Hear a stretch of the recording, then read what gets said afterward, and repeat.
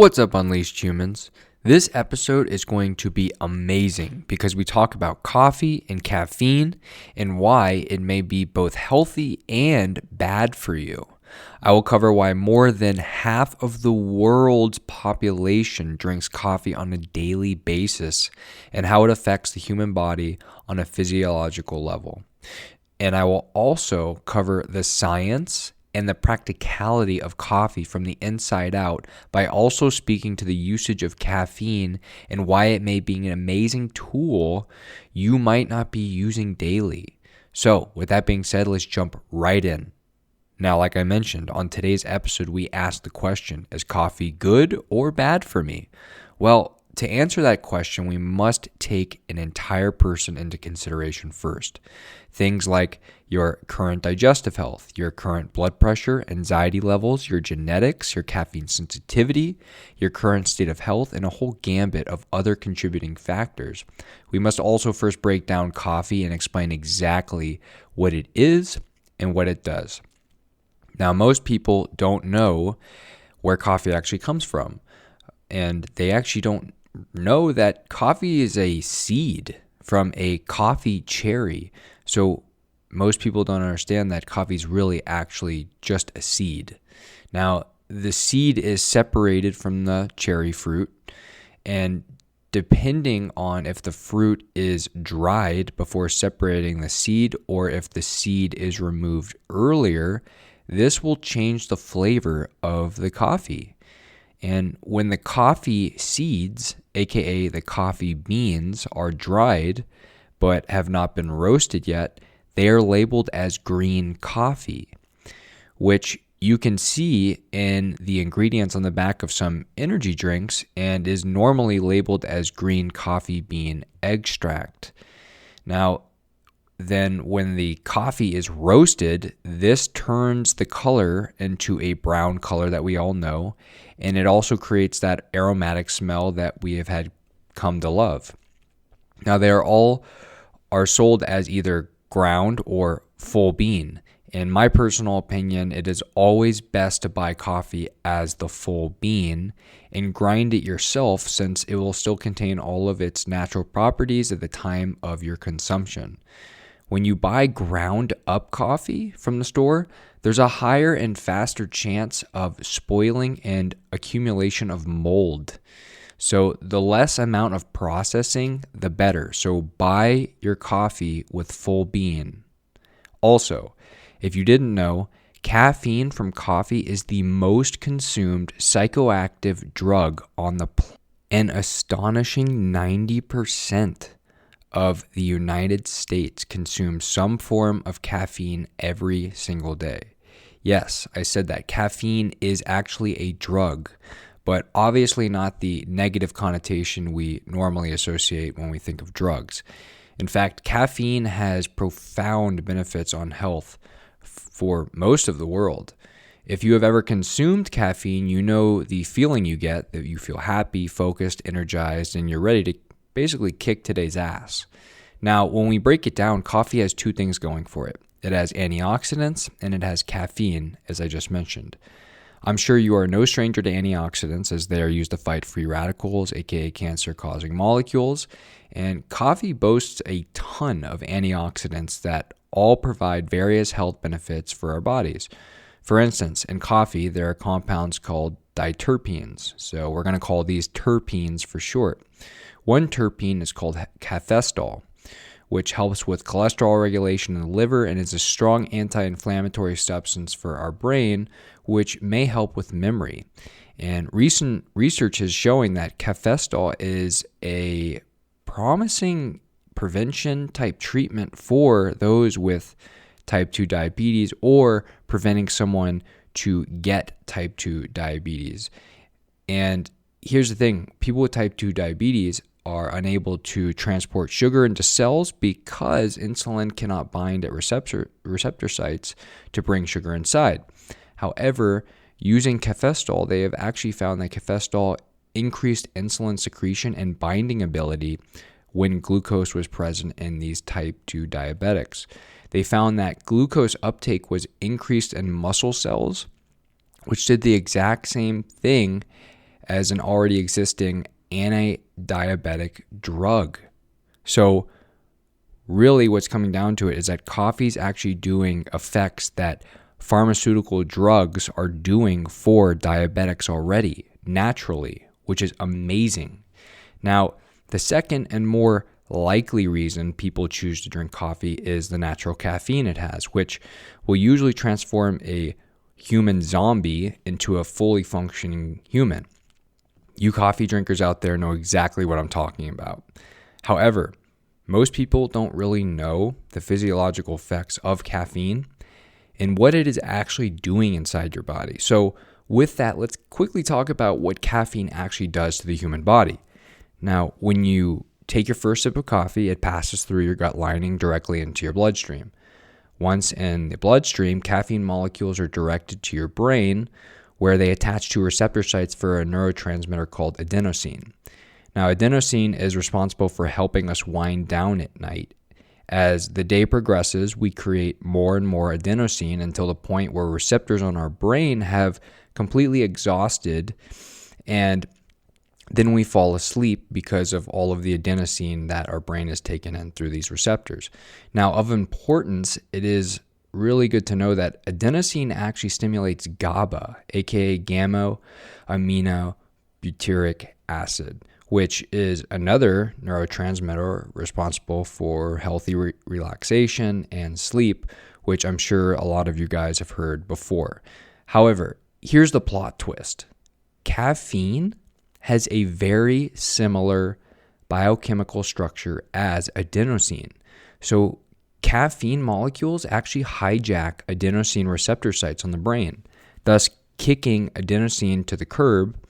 And when our brain absorbs caffeine, this gives us that initial jolt of energy and focus.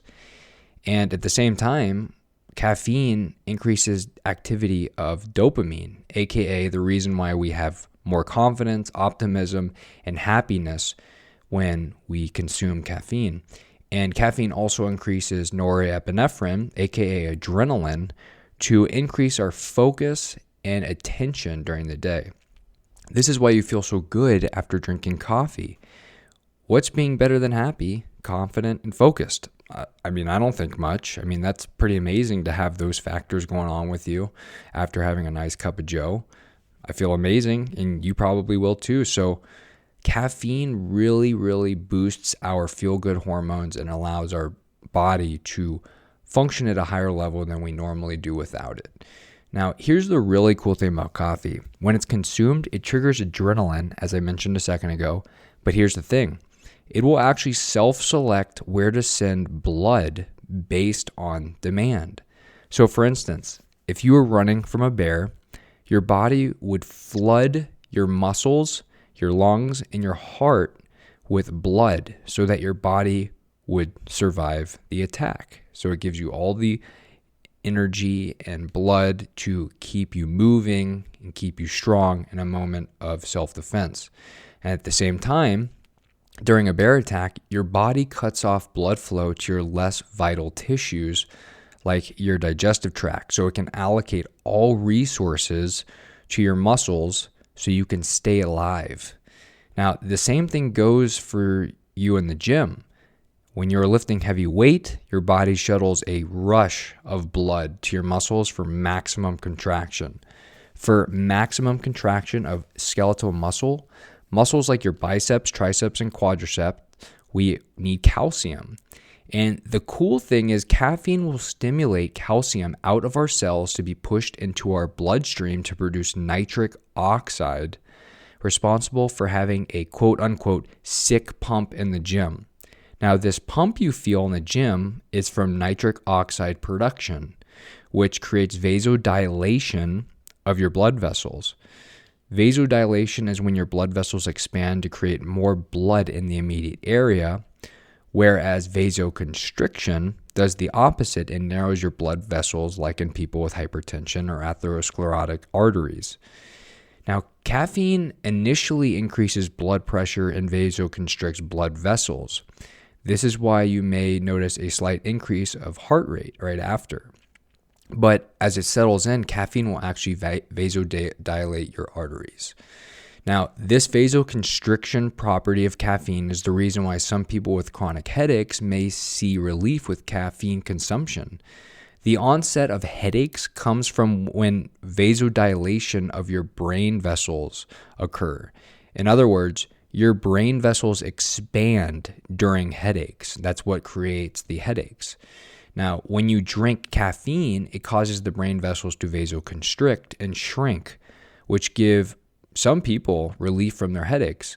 However, I will advise that you not use caffeine as a treatment for your headaches, but rather find out why you're having headaches to begin with. Headaches can stem from a ton of different reasons. You weren't just born with vasodilated brain vessels. Headaches can come from having a multitude of issues, like starting with having a poor neck curve. So having a straight neck or military neck, or having a head that projects forward too much from texting or being hunched over at work can create a ton of head and neck tension, leading to headaches and decreased blood flow. Now, headaches can also come from temporomandibular joint dysfunction, aka jaw pain and jaw dysfunction, getting poor sleep, chronic anxiety and stress, poor dietary choices, having dysfunctional digestion, and even from chronic electrolyte imbalances or dehydration.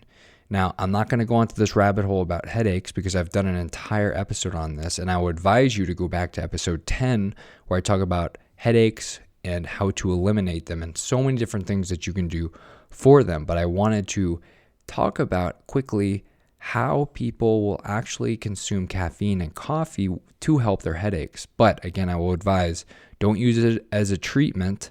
Really figure out what's going on with your headaches. Now, you're probably thinking, TJ, that's all cool, but what does all this mean? What is caffeine really doing for us?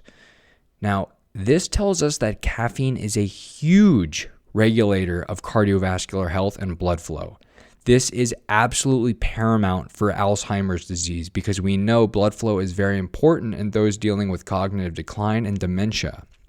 This also means that those with heart disease or atherosclerotic plaquing of blood vessels will get increased circulation to distal extremities and increased venous return to the heart and lungs. Now, coffee and caffeine has also shown to help with certain heart arrhythmias. Greater blood flow also means that athletic performance and strength is strongly correlated with coffee and caffeine intake. Who wouldn't want maximum contraction of muscles while in the gym or while playing sports? Everyone should want that. And the best thing is that coffee and caffeine isn't illegal. So try it out for yourself next time you're working out or playing a sport.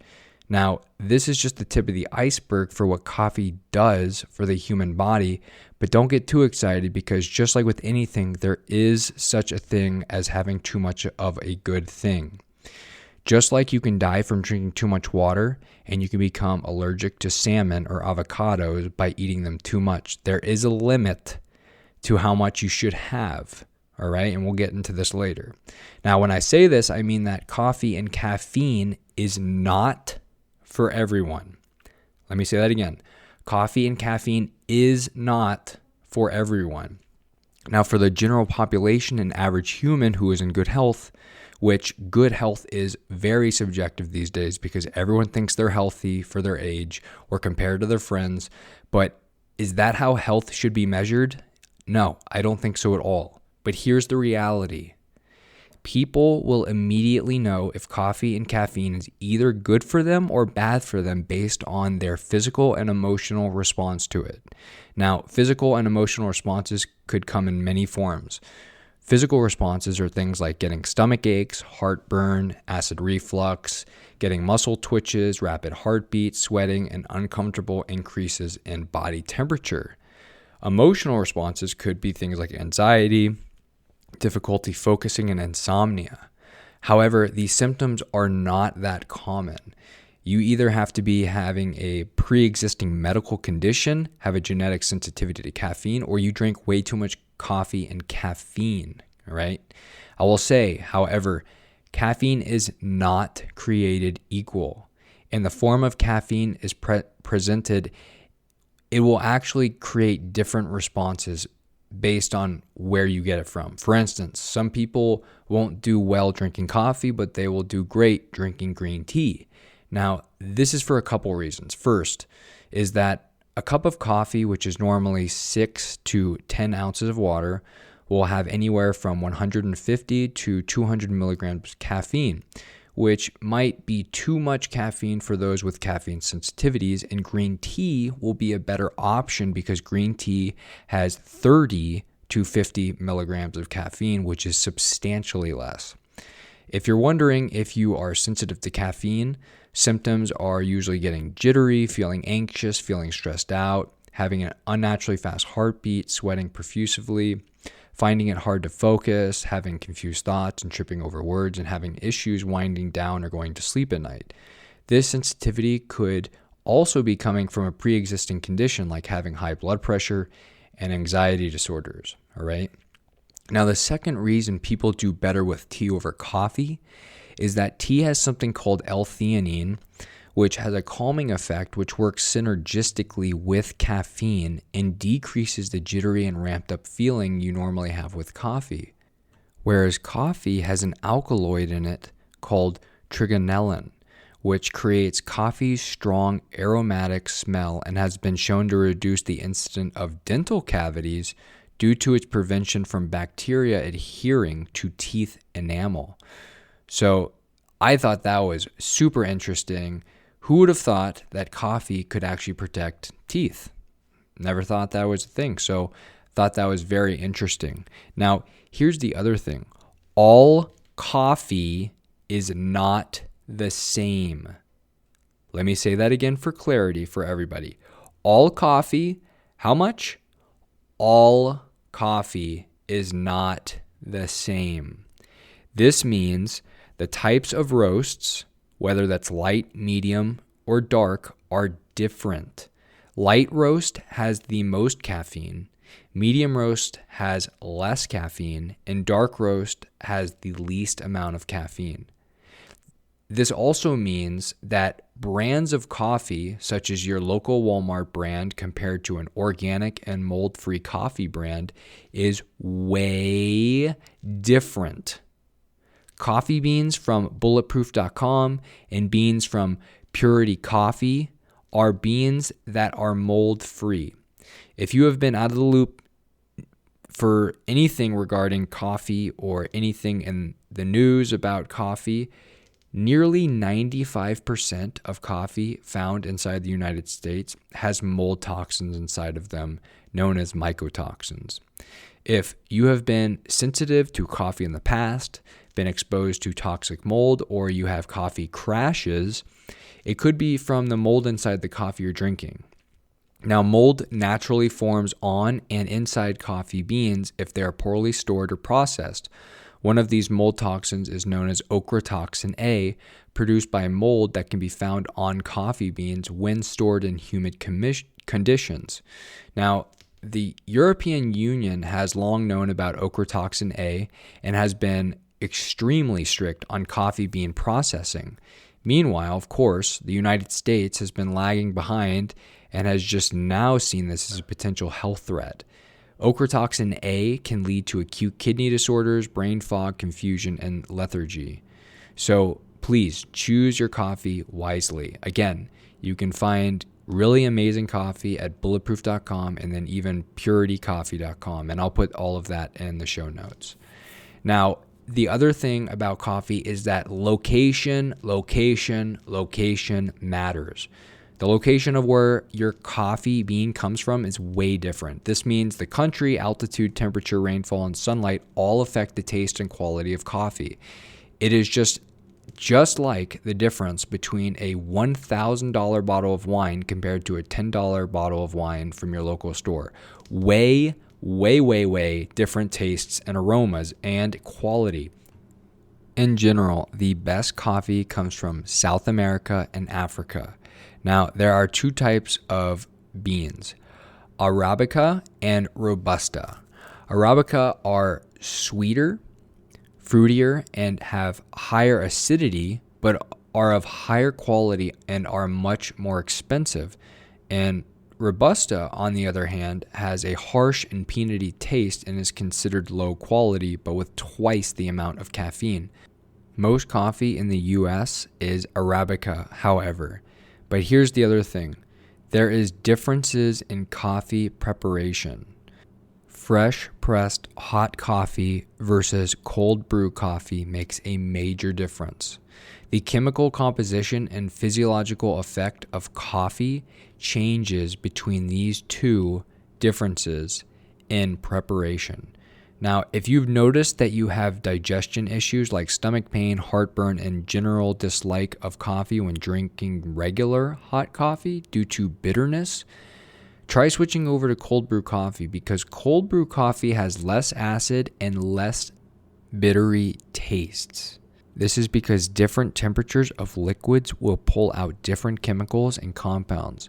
For instance, water temperature for brewing hot coffee should be at 195 to 205 degrees Fahrenheit. If you brew at 210 degrees and higher, this can result in a bitter tasting coffee because hotter water will cause acid to decay into very bitter compounds. On the other hand, temperatures at or around 185 degrees will create sour tasting flavors because the water didn't dissolve enough non-acidic compounds to balance flavors. Now, cold brewing, on the other hand, is way different than hot brewed coffee. Cold water slows down the extraction of the compounds that normally taste bitter and don't actually get extracted at all. And the acids that normally oxidize in hot water don't react, which results in a smoother and less acidic coffee. Cold brew has been shown to decrease acidity and bitterness by 65 to 70%. Cold brew also lasts much longer, doesn't spoil, and can last up to 2 weeks in a large vat that you can make yourself at home. All you have to do to make it is grind beans until they are coarse. Then you put them into a container with water. Let them sit in the water for 12 to 24 hours inside your refrigerator. And when they are ready, after the time you chose, strain the coffee using a cheesecloth or a strainer. Now, don't worry. I will post a link in the show notes for the directions on how to do this step by step. I will also post all the other coffee companies and resources I mentioned in the show below in the show notes, as always. Now, with that out of the way, I'm first going to cover the badass benefits of coffee, and then I will discuss the potential downsides for certain people drinking coffee and caffeine. Now, all the health benefits associated with coffee are from consuming 1 to 5 cups of black coffee per day. Again, black coffee. None of that cream and sugar shit. That completely destroys the purpose of coffee from a health benefits standpoint. If you want to put butter, MCT oil, or coconut oil into it, that's okay. But anything else is not doing you any favors. Now, in my opinion, anything over 5 cups of coffee a day might push into caffeine overload and could possibly tax your adrenal glands a little too much. So remember, 1 to 5 cups of coffee is totally cool.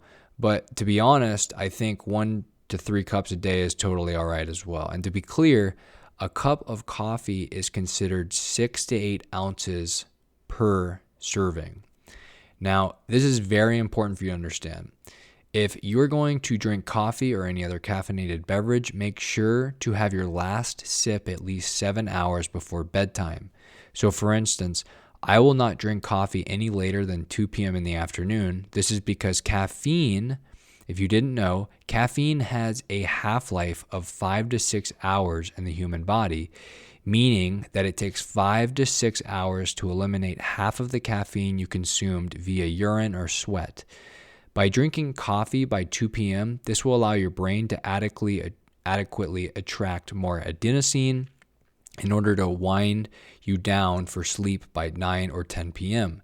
Now, if you're a shift worker, such as a police officer or firefighter, this is the same for you. Drink your last sip of caffeine 7 hours before laying down for bed. So if your shift starts at 7 p.m. at night, then have your last sip of caffeine by roughly 2 a.m. and then be in bed by 9 a.m. Also, if you are pregnant, please do not drink or consume caffeine or coffee at all. This also includes dark chocolate or anything else containing caffeine. This is because caffeine increases your chances for miscarriage, birthing complications, and birth defects in children at birth. Also, it's important to not let your children under the age of 12 consume coffee or caffeine if you can.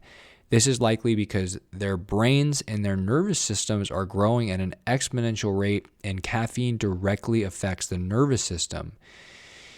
Even though there are benefits we may not know about, even in kids, it could potentially affect their development. So until more news comes out about caffeine for kids, I would avoid allowing kids to have caffeine completely. Plus, kids don't need caffeine anyhow. They are already energetic enough. I mean, high school kids, they may be able to have moderate amounts of caffeine, maybe like 60 to 100 milligrams a day. But even then, I would limit caffeine completely in the developing human. Now, one last thing. If you are a big-time consumer of coffee, it is suggested to take a break from coffee every once in a while to reset your adrenal glands. 4 to 5 day resets are usually sufficient enough. Just because coffee is good for you, it is still okay to take a break from it every once in a while, all right? So totally do that. It will actually make a big difference. So go on and off coffee every once in a while just so that you can reap those benefits like you once did when you first started drinking coffee. So now on to the benefits of coffee. So first and foremost, coffee helps with mood, performance, and gives us laser focus. Now, when caffeine blocks adenosine receptors, our body naturally pumps out dopamine and glutamine, making us more excited, more alert, and more happy. And a handful of studies have found a connection between caffeine intake and a 20% reduced risk of depression, especially if the subjects were drinking coffee. What is even more interesting is that a 2013 Harvard study showed that those who consumed 2 to 3 cups of coffee were 45% less likely to commit suicide, mostly in men. This is most likely due to the massive amount of feel-good hormones that are released during a caffeine high. So super interesting if you're dealing with any kind of sadness, depression, or just really want to feel better about yourself. So secondly, and even more importantly, coffee may reduce the risk of Alzheimer's, dementia, and Parkinson's disease. Alzheimer's disease is the most common neurodegenerative disease and leading cause of dementia in the world. There is no known cure, and usually the symptoms start after 65 years of age. Now, however, eating healthy and treating your body right has been said to be the best preventative measure for making sure you don't get Alzheimer's. However, what's even cooler is that studies out of the University of Florida, which is my alma mater, suggest that drinking high-octane coffee, aka having coffee with caffeine, having coffee in your 40s and 50s will reduce your risk of Alzheimer's up to 70% in your 70s. Other studies have also shown that by drinking 3 to 4 cups of coffee daily reduces your risk of Parkinson's disease by nearly 32 to 60%. So, with that being said, drink up, but of course, don't drink too much, all right? Now, third benefit is that coffee may improve heart and cardiovascular health, which doesn't surprise me because it helps with athletic performance and recovery in muscles and contraction of muscles, which is always phenomenal for athletic performance. Now, a recent review of research that took a data of more than 330,000 people who had irregular heartbeats and started drinking coffee, it actually decreased their irregular heartbeat frequency by 5 to 15%. The exact same review of research from this 333,000 people also found that those same people who had issues and also had heart attacks and started to drink 3 cups of coffee a day had better functioning heart rates and less irregular heartbeats. That is amazing, like really, really amazing stuff. And I thought this was one of the coolest things I saw when I was going through my research. Now, here's the thing. When caffeine blocks the adenosine receptor sites, it actually blocks heart risks, because we know that with adenosine, it actually is the reason to trigger irregular heartbeats. So I found that super fascinating. So when caffeine blocks it, it actually increases and helps with irregular heartbeats. Coffee can also reduce your risk for stroke. A 2009 US study and 2011 Swedish study both found that older women who drink more than a cup of caffeinated coffee have a 20 to 25% lower risk of stroke. However, if you know that you have high blood pressure, please refrain from drinking coffee. If you notice that it makes your blood pressure worsen, okay, you need to be aware of this. This is very important to understand. I do not condone drinking caffeine or coffee if it worsens any condition that warrants you from consuming such substances. Now, the fourth benefit is that coffee and caffeine increases and enhances athletic performance, as we mentioned earlier. It is also good for losing extra weight or belly fat.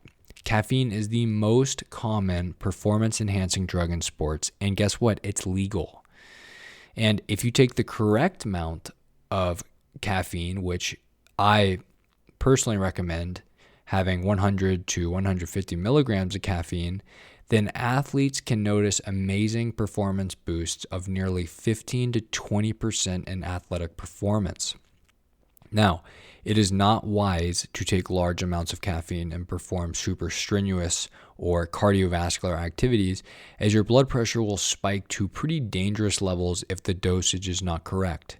I personally advise you to stay below 200 milligrams of caffeine during your workouts, as it puts a ton of stress on your cardiovascular system and heart if you have too much caffeine, because your heart rate's already up during normal exercise without caffeine. So caffeine is also found in almost every fat-burning supplement, because caffeine can increase fat-burning capabilities by 10% in obese people and 29% in lean people. So that being said, coffee is also a good route for weight loss if you want to use that as such. Now, the fifth benefit of coffee is that it decreases your risk of getting type 2 diabetes, as we mentioned earlier. Studies show that those who drink coffee daily have a 20 to 50% decreased risk of getting type 2 diabetes, with one study showing a reduced risk as high as 65%. That's insane. And a massive review of studies with a total of 460,000 people showed that each daily cup of coffee showed a 7% reduced risk of type 2 diabetes each cup consumed. That means 7% reduced risk by each cup consumed. Now, the sixth benefit of coffee is that it may lower your risk for developing certain cancers, such as liver and colorectal cancer. Studies show that coffee drinkers have up to 40% reduced risk of liver cancer, and coffee has also shown to possibly protect against liver cirrhosis by up to 80% reduced risk in those who drink 4 or more cups a day of coffee.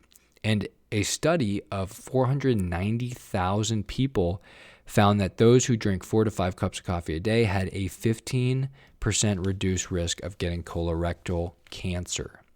Now, seventh and last benefit of coffee, although there's probably many more, but these are the top 7 that I chose, is that coffee may extend your life and is the single greatest source of antioxidants in the Western diet.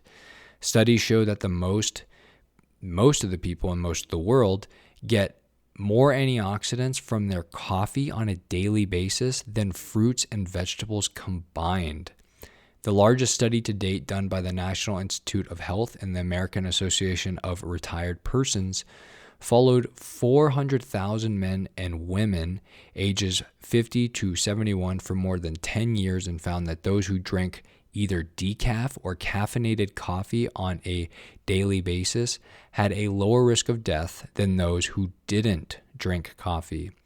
Drinkers of coffee were less likely to die from heart disease, respiratory disease, diabetes, infections, accidents, and strokes. Now, if that wasn't enough to convince you to start drinking a nice cup of Joe every once in a while, then I don't know if I can help you, and I don't know what will get you on the bandwagon. Now, I always try to be completely non-biased, so I will now discuss why coffee and caffeine may not be in your best interest and the potential downsides of coffee. So first and foremost, if you have high blood pressure, I would 100% recommend you check with your doctor and take regular blood pressure readings at home with your personal blood pressure cuff reader. Coffee and caffeine has been known to significantly affect blood pressure for those who have a condition that contributes to higher blood pressure normally. Now, I am being extremely serious here. I am not messing around, guys. So please do not screw around with your health if you know caffeine is a trigger and makes your cardiovascular health worse. Okay? You may have decaffeinated coffee and enjoy the antioxidant properties, but make sure if you're going to buy decaffeinated coffee that it's coming from Bulletproof, because decaffeinated coffee has a ton more mold than caffeinated coffee, all right? So again, just to reiterate, if you have high blood pressure, please check with your doctor, make sure it's okay for you to take it. I don't mess around with these things, okay? This is serious. Now, the second disadvantage for some people could be that coffee can make certain digestive disorders, autoimmune conditions, and acid reflux conditions worse. Due to coffee being acidic, as we mentioned earlier, and the effect of caffeine also produces more acid in your stomach. And acid from caffeine response can rise quickly, and it can really stir up problems with people that have acid reflux and heartburn. It can also be bad for those who already suffer or have suffered with stomach ulcers. Now, in order to combat this or to potentially mitigate the situation of issues with digestion and acid reflux, you can either stop drinking coffee altogether, or you can try out cold brew coffee to see if the less acidity helps out. As I mentioned earlier, cold brew is much better in those with stomach issues. Now, I personally have a patient in the office who switched to cold brew coffee and saw a world of difference in her stomach issues. So if you haven't tried that yet, I suggest trying that before you quit cold turkey. Now, if you have Crohn's disease, ulcerative colitis, small intestine bacterial overgrowth, irritable bowel syndrome, and even psoriasis or any other autoimmune condition, you may want to stay away from stimulants and coffee. So know your body by testing the waters and try things out. Try decaf over caffeinated coffee and see if that helps. Again, life and health is always about testing what works for you. So try it out, see if it helps. If it doesn't, then you may just want to stop altogether. Now, third is that coffee and caffeine can create anxiety and magnify insomnia in insomniacs, especially those sensitive to caffeine. If you are severely sensitive to caffeine, then you will feel the effects quickly. But normally it takes a lot of coffee to start feeling jitterness, anxiety, heart palpitations, and even panic attacks. You can actually test your genetics on 23andMe or DNA Fit or any other genetic testing platform to see if you are susceptible to caffeine sensitivity. I personally know that myself, I am actually sensitive to caffeine, and it takes longer for my caffeine to wear off compared to most people, so I have to make sure to drink my last cup of coffee before 2 p.m. in the afternoon. And if I were to drink coffee later in the day, this would affect my sleep indefinitely. Even if I think that I had a good night's rest the other night, it will still actually affect my sleep cycles, and it can make insomniacs much, much worse. Even though, like I said, you may feel rested, it still affects your sleep more than you know. Now, fourth and lastly, reason that coffee may not be your jam is that, well, actually this happens to everybody. So this is not much of a deterrent from you drinking coffee. It's more so just this is what happens. The fourth and final reason why coffee may not be the greatest is that coffee makes you poop. which is good, but it makes you poop prematurely. And this happens to a lot of people. Now, our body is actually supposed to release fecal matter on its own schedule, but when we drink coffee or any other caffeinated substance, it will generally expel all contents without giving the intestines and colon the ability to absorb all the small nutrients we need for healthy nerves and tissues. Now, it isn't a super big issue, to be honest, but if you think about it, it does artificially stimulate our body to do things it normally wouldn't do. So in that realm, coffee and caffeine actually hijacks our absorption and digestive process. But just like with anything, there are trade-offs to healthy and unhealthy practices. This is one of those pros and cons situations. The pros of coffee, in my mind, severely outweigh the cons, unless, of course, you have a condition, as we mentioned earlier, that hinders you from consuming caffeine and coffee. Remember, these benefits apply to the average healthy human being who can tolerate caffeine and acidity. Now, here's the thing. As I mentioned earlier, there are many different sources of caffeine, but not are all equally great sources of caffeine. For instance, almost every soda has caffeine in them, but they also have 1 billion grams of sugar inside of them. Now, a 12-ounce can of Coca-Cola has nearly 40 grams of sugar in one can alone. Not to mention that a 12-ounce can of Coca-Cola, or any other soda for that matter, only has really 30 to 50 milligrams of caffeine, which is a peasant's amount of caffeine. So the sugar content in these sodas is doing much more harm to your brain than the caffeine is doing for your advantage. So it's kind of pointless to even drink sodas to begin with. It's ridiculous. People are really just drinking it for the taste, and it's rotting them from the inside out. Now, here's the other thing. Here's another source of caffeine is milk chocolate. Milk chocolate is literally the garbage of the chocolate family and barely has any caffeine, which, by the way, milk chocolate only has 20 milligrams of caffeine per 100 grams of milk chocolate. Milk chocolate is found in cakes, ice creams, desserts, candy bars, and the like. Milk chocolate is also almost always loaded with sugar, so you should 100% just cut this crap out of your diet and only have it on special occasions like at parties. Now, on the other hand, dark chocolate is a completely different story. Dark chocolate is naturally bitter and is usually eaten and produced without any sugar added to it.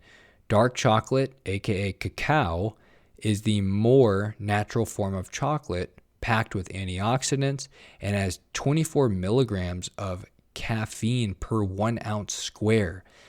So I would certainly say that this kicks milk chocolate's ass. So have more dark chocolate. Even though you may not like it at first, you'll actually learn to like it more because you'll appreciate the health benefits and then you'll actually acquire the taste for it. Because I personally know I didn't like it at first, but now I love it. Now, the other awful sources of caffeine comes from disgusting and toxic energy drinks like Monster, Redline, Rockstar, and all of those shitty ass brands. They have way too much artificial colorings, artificial flavors, additives, and tons of sugar. Yes, I do know that they have sugar-free energy drinks, but that does not outweigh the extremely toxic ingredients that come along even in sugar-free energy drinks. So just to let you know, there are actually organic energy drinks out there. Don't settle for absolute shit, okay? You can get good energy drinks. Now, I personally like an organic energy drink called Guru. It's by Guru Energy, and I usually drink the sugar-free version of that drink. And I'm gonna put that in the show notes as well, so you can go to their website and grab a bottle of Guru Energy. I love it. Now, here's another form of caffeine is pre-workout supplements. And pre-workout supplements, unfortunately, are very toxic for you, okay? They put way too much and way too many ingredients that are so unnecessary to have if you want to have a good workout. You really don't need all that extra stuff. You can also find organic pre-workouts online. So don't always cling to taste, all right? I know everybody wants to have things taste good all the time. Yes, some organic things don't taste as good as others, but really, who cares? At the end of the day, it comes down to performance and health, okay? I personally like Pure Pump pre-workout by Do Vitamins. And like I said, I'll post all of these in the show notes, okay? So quickly, just to recap, the great sources of caffeine come from organic mold-free coffee, organic green tea, organic black tea, organic dark chocolate of at least 80% cacao, and organic pre-workouts and organic energy drinks. Now, test and try each type of caffeinated source to see which one works best for you. You may find that you do better with tea than you do with coffee, and that's totally cool. You're still getting amazing benefits from the antioxidants from both tea and coffee. And if you decide to go with organic energy drinks or pre-workouts, you are likely also getting antioxidant benefits due to the companies usually using great caffeine sources in their products. And on top of it, you will get benefits from caffeine from any option you choose that I just mentioned. But remember, keep your daily caffeine intake to no more than 500 milligrams a day, and make sure to stop drinking caffeine at least 7 hours before bedtime. Now, I could have gone into the benefits of teas and what makes them so special on this episode, but we would probably be here forever if I did that. And I wanted to keep it focused and stay mainly on coffee and its amazing effects on the human body. I also wanted to bring to light a lot of the myths and misconceptions regarding coffee and caffeine so that people could understand that one of the healthiest things you can do is to drink coffee regularly. That is, of course, if you're healthy enough to partake in coffee and caffeine consumption. Now, always advise with your medical doctor on any serious medical conditions you are dealing with before considering adding a drug like caffeine into your daily repertoire. Now, with that being said, guys, I really hope you learned something from this episode because I know I did during my own research in order to bring you the information everyone should know about when we're dealing with coffee and caffeine. And I thought this was a really cool episode to do just because so many people consume coffee and caffeine from other sources as well, so that they could really understand what it is that it's doing and how they should use caffeine for their benefit and how to limit caffeine from taking it to the next level where it's too much. Now, who knows? Maybe I'll do another episode on just tea alone and the benefits of tea, maybe in the future. But for now, I hope you guys really learned something about coffee and that you could spread this message to other people so they can really understand what it is that they're drinking and how there's profound effects and benefits from the antioxidants and the caffeine that goes into coffee. Well, that is it from me on this episode. If you enjoyed today's episode, or if you're enjoying the hour-long episodes that I'm doing, packed with research and new advances in medicine, I would be so happy and very appreciative if you just left a quick review and rating, and even share it with your friends and family. Like I said, I would love for you guys to check this out, have your family look at it, especially because your family probably drinks coffee, and if they don't, they have some kind of form of caffeine. Now, I put a ton of time into making these episodes, and it would mean so much to me if you gave me some feedback. Now, if you want to reach out to me personally, I would love to help wherever I can. Message me on Instagram at The Unleashed Human, and I will personally help you out with anything you have going on, whether that's trying to lose weight, better sleep, better headspace, getting stronger in the gym, cleaning up your diet, or even just to say hello. I'm always here to help out all the time. Now, lastly, if you haven't already, you can literally go get my free book. It's all the stuff I always talk about on my podcast, but in more detail. My book is literally free. There's no shipping, there's no waiting at all. It goes right to your email. All you have to do is go to www.theunleashedhuman.com/unleash to get your free copy of the Unleashed Human book. Well, until then, take care of yourself, guys, and always, always, always strive to become an unleashed human. Love you guys. Talk to you soon. Bye.